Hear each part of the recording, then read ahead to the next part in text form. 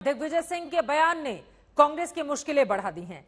दिग्विजय ने surgical strike का सबूत मांगा तो बीजेपी ने कांग्रेस पर सेना का अपमान करने का आरोप मढ़ दिया। विवाद बढ़ा तो राहुल गांधी ने सफाई दी कि दिग्विजय के बयान से कांग्रेस का कोई लेना देना नहीं है।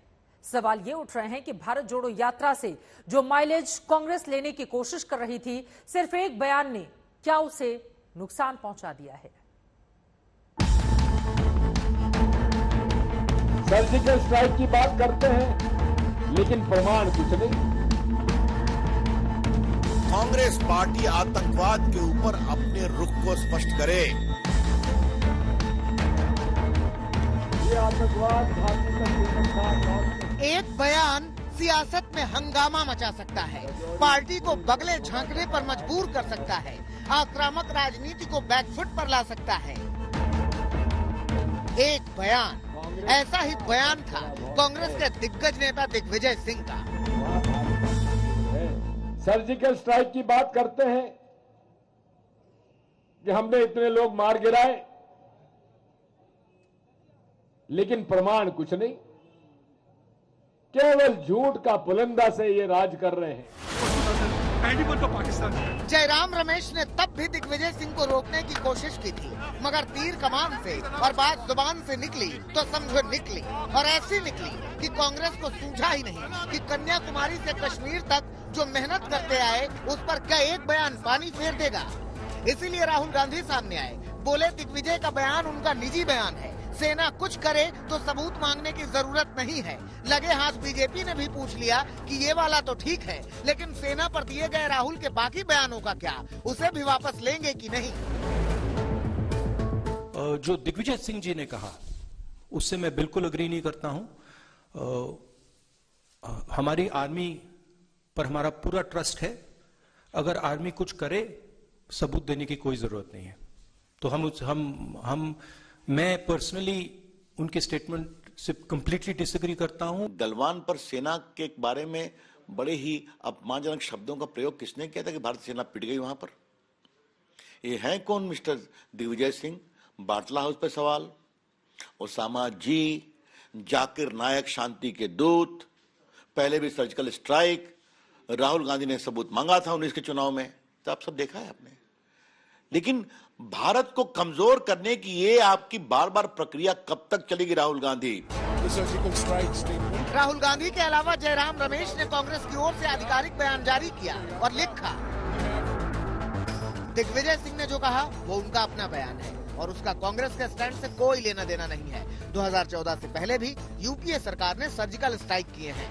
देश हित में जो भी मिलिट्री ऑपरेशन है उसका कांग्रेस ने हमेशा समर्थन किया है और आगे भी करती रहेगी जब तक यात्रा नहीं खत्म होती। लेकिन कांग्रेस के बार बार सफाई देने के बाद भी बीजेपी के सवाल खत्म ही नहीं हो रहे हैं। हमारी पार्टी ऑलरेडी क्लैरिफिकेशन दे चुकी है और कांग्रेस पार्टी का ऑफिशियल स्टेटमेंट आ गया है, उसी पे हम खड़े हुए। कांग्रेस का डीएनए ही पाकिस्तान परस्ती का है। कभी सर्जिकल स्ट्राइक के सबूत मांगते हैं, कभी राम मंदिर भगवान राम का अस्तित्व था कि नहीं था इसके सबूत मांगते हैं। दिग्विजय सिंह के बयान को लेकर लोगों में जोरदार नाराजगी भी है और कई जगहों पर लोगों ने विरोध प्रदर्शन भी किया।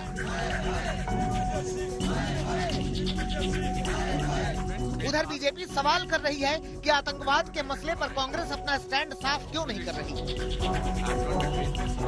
कांग्रेस पार्टी आतंकवाद के ऊपर अपने रुख को स्पष्ट करे। कांग्रेस पार्टी देश की सुरक्षा के नाम पर अपने रुख को स्पष्ट करे।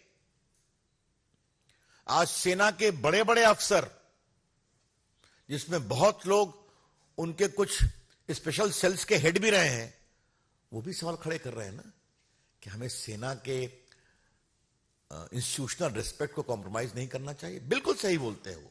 जो पुलवामा आतंकी हमला हुआ उसमें लैप्स हुआ है। एक और दिग्विजय सिंह के बयान पर बवाल है और कांग्रेस का डैमेज कंट्रोल है, तो दूसरी ओर जम्मू कश्मीर को लेकर कांग्रेस की सियासत है। जम्मू में भारत जोड़ो यात्रा के दौरान राहुल गांधी ने राज्य के दर्जे की बहाली का भरोसा दिलाया।